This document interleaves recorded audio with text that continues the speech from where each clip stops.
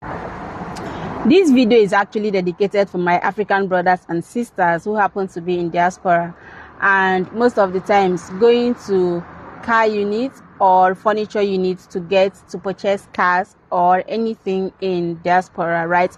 But then, even if you're not in diaspora but you buy things online, I just want to let you understand that there are some questions that you need to ask your suppliers before making payments, because I see a lot of African brothers and sisters coming to car units and just not paying much attention to details before making payments. Now, imagine you buying a car, and then after they have shipped your car, you find out that it is not the car you paid for, or one or two things inside the car is abnormal. That is probably because you did not cross-check it very well before making payments. So I want to tell you the kind of questions you should ask from your suppliers before making payments. Now, even if it is not car, and there are other things that you buy either online or physical, right, as important as car or any other thing, if there is any video you want me to make about questions you should ask before making payments to your supplier, please do well to drop it on the comment section and I will attend to it. Because I want this video to be very short, I'm going to just list a little, and I'm going to use car to make an instances. Now, I see a lot of my African brothers and sisters coming to car units, cross-checking car or inspecting cars without asking the proper questions they should ask for making payments, right? Now, my African brothers and sisters come to car units to cross-check or to inspect cars, and all they care about is the interior of the car, if it is clean enough, if it is beautiful, if it is flashy enough for them. The next thing they ask is about the steering mileage. Once they check that the steering mileage is maybe less than 10,000 or just within 11,000 to 15, 17,000 mileage, and they are okay with it. Now, they don't also check other informations, right? Like, for example, you don't check about after checking the steering mileage, you should also ask or check for the seat mileage. You should also check for the pedal mileage.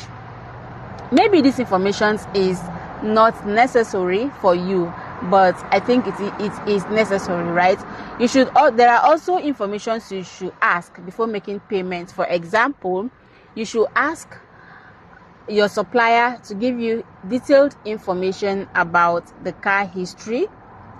The car history. They should also give you information about export documents. Give you information also about the VIN.